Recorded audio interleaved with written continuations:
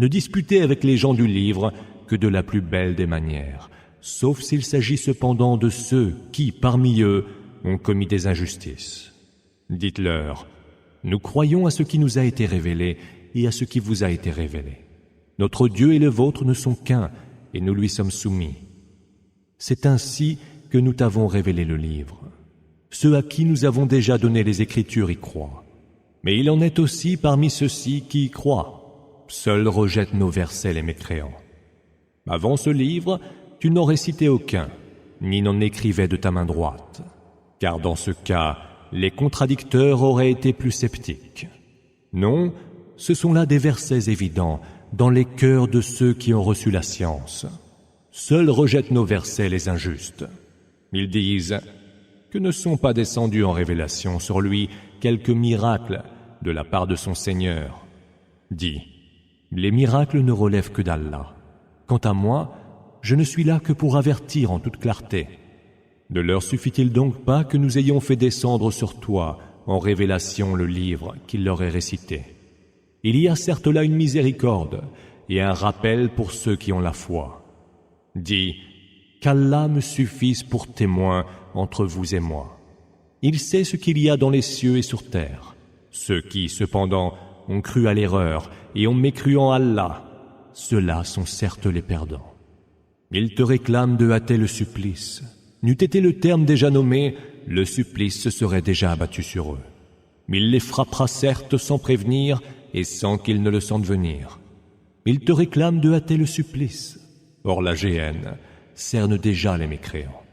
Le jour où le supplice les recouvrira par le haut et par-dessous leurs pieds, il leur sera dit, goûtez la saveur de vos propres œuvres. Ô vous mes serviteurs qui avez cru, ma terre est si vaste. N'adorez donc que moi seul. Toute âme doit goûter la mort, puis vers nous vous serez ramenés. Ceux qui ont cru et ont accompli les bonnes œuvres, nous les ferons habiter de hautes demeures sous lesquelles coulent des rivières. Là, ils séjourneront pour l'éternité. Combien belle est la récompense de ceux qui œuvrent pour accomplir le bien, qui sont patients à la peine et s'en remettent à leur Seigneur.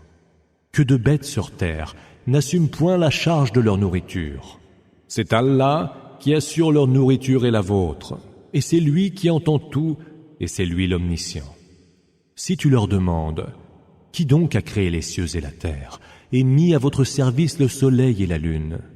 Ils répondront sans aucun doute, Allah. Comment donc peuvent-ils se dévoyer par la suite? Allah dispense ses biens à qui il veut parmi ses serviteurs, avec générosité ou avec parcimonie. Allah sait parfaitement toutes choses. Si tu leur demandes, qui fait descendre du ciel une eau par laquelle il fait revivre la terre déjà morte? Ils répondront sans aucun doute, Allah. Dis, louange à Allah. Mais la plupart d'entre eux n'entendent pas raison. La vie en ce bas monde n'est que divertissement et jeu. Et c'est la demeure ultime qui, elle, est la vraie vie. Si seulement ils pouvaient savoir. Quand ils montent à bord d'un bateau, les voilà qui invoquent Allah en lui vouant un culte sincère. Puis quand il les ramène sains et saufs à la terre ferme, voilà qu'ils lui prêtent des associés. Qu'ils renient donc avec ingratitude ce que nous leur avons donné. Qu'ils jouissent donc des biens passagers, ils vont bientôt savoir. N'ont-ils donc pas vu que nous avons ménagé pour eux une enceinte sacrée et sûre, cependant qu'autour d'eux, les gens sont arrachés à leur vie et à leurs biens? Croiront-ils toujours à l'erreur et nieront-ils encore les bienfaits d'Allah? Est-il plus injuste que celui qui débite des mensonges sur le compte d'Allah et qui ose démentir la vérité qui lui parvient? N'y a-t-il pas dans la géhenne une demeure pour les mécréants? Ceux qui luttent pour notre cause, nous les conduirons vers nos chemins. Allah est certes avec les bienfaiteurs. Au nom d'Allah, le tout clément, le tout miséricordieux. Alif, Lam, Mim. Les Romains ont été vaincus dans le pays tout proche, mais après leur défaite, ils seront vainqueurs dans quelques années. La décision appartient à Allah, avant comme après la défaite des Romains. Mais ce jour-là, les croyants se réjouiront du secours d'Allah, car il secourt qui il veut. lui le Tout-Puissant, le Tout Miséricordieux. Telle est la promesse d'Allah, qui ne faillit jamais à sa promesse. Mais la plupart des gens ne le savent pas. Ils ne connaissent de la vie en ce bas monde que ce qui est apparent, mais ils sont insouciants de l'autre monde. N'ont-ils pas réfléchi au fond d'eux-mêmes? Ils auraient alors su qu'Allah n'a créé les cieux, la terre et ce qu'il y a entre eux qu'en toute vérité et pour une échéance déjà nommée. Or, un grand nombre de gens mécroient en la rencontre de leur Seigneur. Que ne sont-ils pas allés de par la terre pour voir quel fut le sort de ceux qui les ont précédés? Ceux-là étaient bien plus forts et avaient labouré la terre et l'avaient peuplée beaucoup mieux que ne l'ont fait eux-mêmes. Leurs messagers étaient venus vers eux, munis des preuves évidentes. Ce n'est donc pas Allah qui les a lésés, mais ce sont eux-mêmes qui se sont lésés. La fin de ceux qui commettaient les mauvaises œuvres fut bien mauvaise, car ils traitaient de mensonges les versets d'Allah et les tournaient en dérision. Allah initie la création, ensuite il la recommence, puis vers lui vous serez ramenés. Le jour où sonnera l'heure, les criminels seront muets de consternation.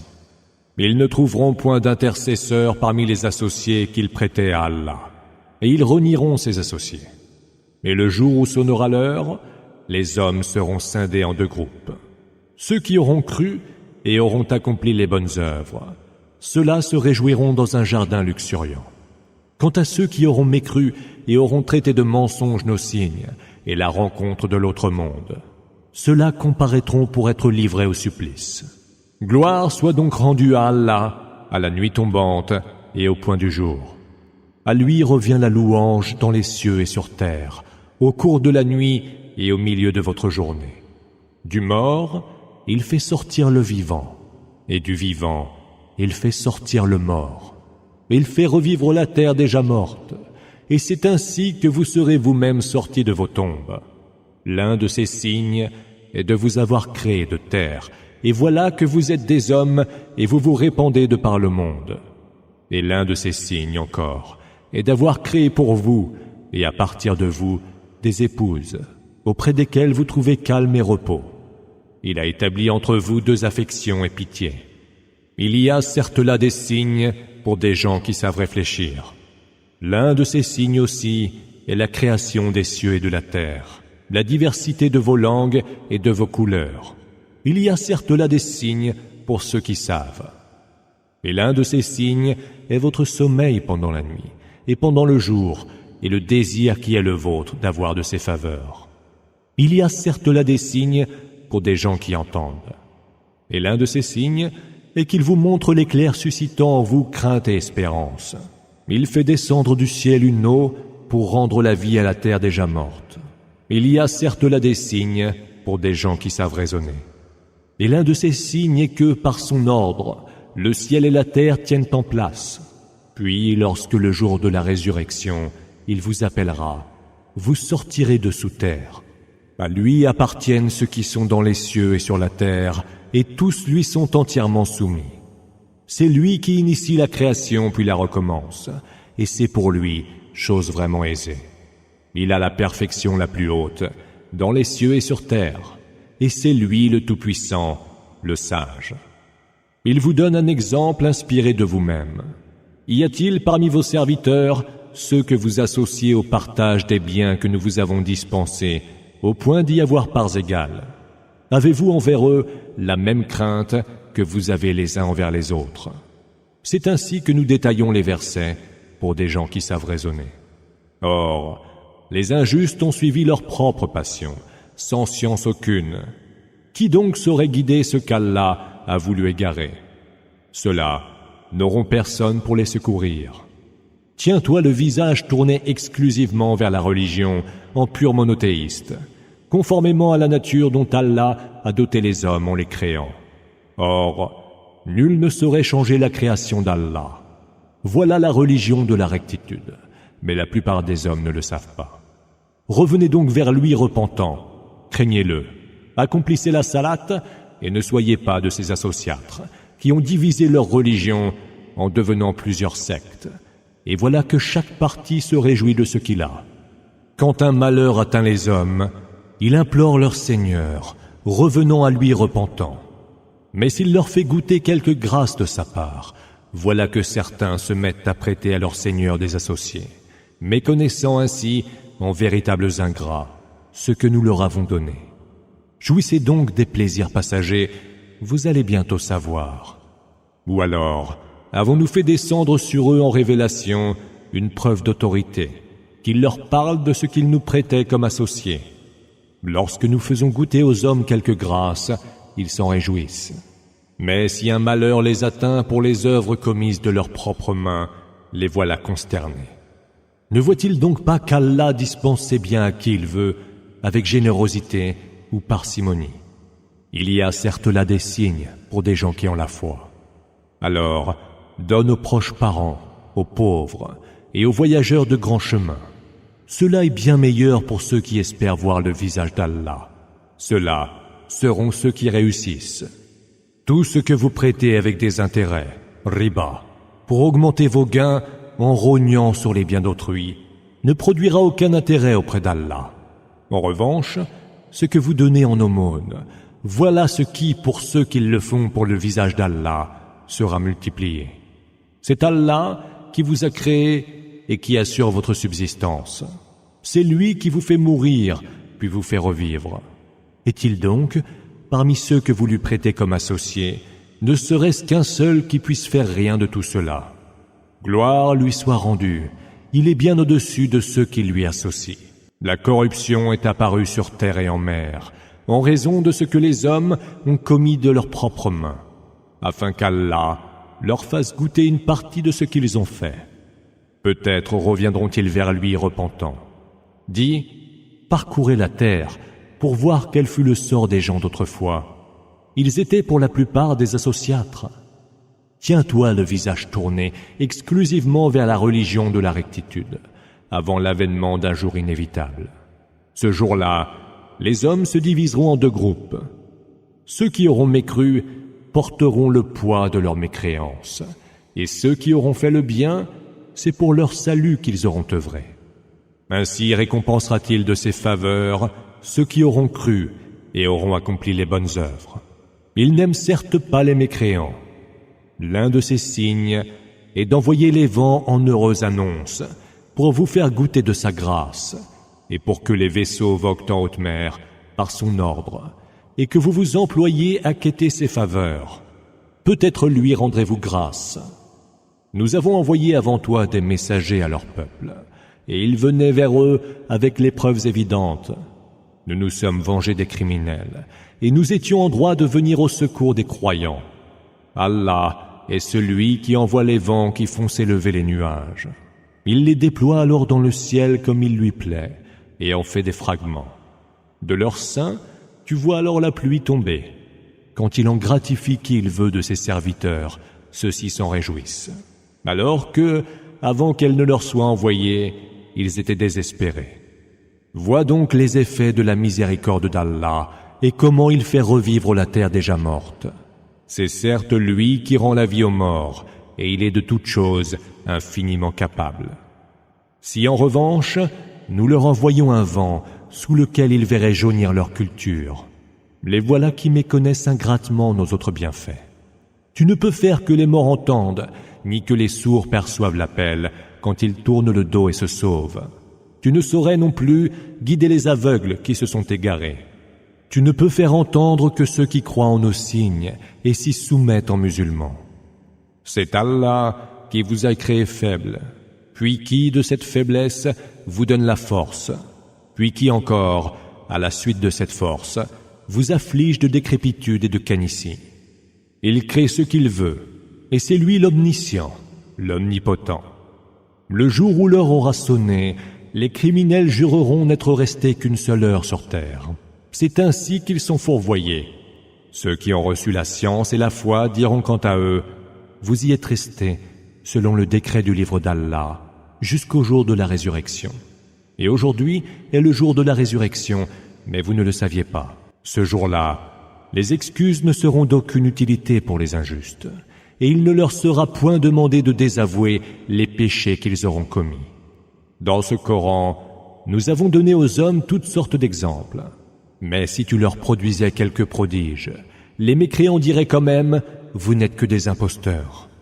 C'est ainsi qu'Allah met un scellé sur les cœurs de ceux qui ne savent pas. Prends donc patience, car la promesse d'Allah est pure vérité. Que ceux qui ne sont pas convaincus dans leur foi ne te prennent pas à la légère et ne te découragent pas. Au nom d'Allah, le tout clément, le tout miséricordieux. Alif, Lam, Mim. Ce sont là les versets du livre éminemment structurés. Juste direction, Huda, et miséricorde pour les bienfaiteurs, qui accomplissent la salat, s'acquittent de la zakat, et qui croient avec certitude à la vie future. Ceux-là sont sur la voie de leur Seigneur, et ceux-là sont ceux qui ont réussi. Il est parmi les hommes ceux qui acquièrent le plus divertissant des discours, par lesquels ils égarent sans science aucune leurs semblables du chemin d'Allah, chemin qu'ils tournent en dérision. Ceux-là seront soumis à un supplice humiliant. Lorsque nos versets lui sont récités, le mécréant se détourne plein de dédain, tout comme s'il ne les avait pas entendus ou qu'il était dur d'oreille. Annonce-lui donc un supplice très douloureux. Ceux qui ont cru et ont accompli les bonnes œuvres auront comme récompense les jardins des délices, où ils séjourneront pour l'éternité. Telle est véritablement la promesse d'Allah, et c'est lui le Tout-Puissant, le Sage. Il a créé les cieux sans aucune colonne que vous puissiez voir. Il a implanté des montagnes dans la terre pour qu'elles ne meuvent pas sous vos pieds, et il y a disséminé des bêtes de toutes espèces. Et du ciel, nous avons fait descendre une eau pour y faire pousser toutes sortes de plantes en couples généreux. Telle est la création d'Allah. Montrez-moi donc ce qu'on crée et ce que vous adorez en dehors de lui. Or, les injustes sont dans un égarement manifeste. Nous avons certes donné à Luqman la sagesse, en lui enjoignant « Rends grâce à Allah, car celui qui lui rend grâce le fait pour lui-même. Quant à l'ingrat qui méconnaît les bienfaits d'Allah, il doit savoir qu'Allah se passe de toute gratitude et qu'il est digne de toute louange. » Évoque Luqman lorsqu'il dit à son fils qu'il moralisait « Mon fils, ne prête pas d'associé à Allah, car l'associaterie est une énorme injustice. » Nous avons recommandé à l'homme de bien traiter ses deux parents. Sa mère l'a porté en endurant épuisement après épuisement, et son sevrage n'a lieu qu'au bout de 2 ans. Rends-moi donc grâce, ainsi qu'à tes deux parents. C'est vers moi qu'est le devenir. Mais s'ils essayent de te contraindre à m'associer ce dont tu n'as nulle science, ne leur obéis point. Sois-leur cependant un compagnon de toute bonté en ce bas monde, et suis le chemin de celui qui revient repentant vers moi, car c'est vers moi que sera votre retour, et je vous informerai alors de ce que vous faisiez. Mon fils, dit encore Luqman, la moindre action, fût-elle du poids d'un grain de moutarde, enfoui dans quelque rocher, dans les cieux ou sur terre, Allah l'exposera au jour de la résurrection. Allah est subtil et parfaitement informé. Mon fils, accomplis la salat, enjoins ce qui est convenable et interdis ce qui est condamnable. Prends ton mal en patience. Voilà bien la résolution à prendre. Ne détourne pas ton visage avec dédain devant les autres et ne te pavane pas sur terre avec suffisance. Allah n'aime pas tout vaniteux imbu de lui-même. Sois sans prétention dans ta démarche. Baisse ta voix, car la plus exécrable des voix est bien celle des ânes. Ne voyez-vous donc pas qu'Allah a mis à votre service ce qui est dans les cieux et sur terre, et qu'il répand sur vous ses bienfaits patents et latents? Il est des hommes qui disputent au sujet d'Allah sans aucune science, ni juste direction, ni livre pour les éclairer. Quand il leur est dit « Suivez donc ce qu'Allah a fait descendre en révélation », ils répliquent « Nous suivrons plutôt ce que nous avons trouvé chez nos ancêtres. » Et cela, même si Satan les appelait au supplice de la fournaise.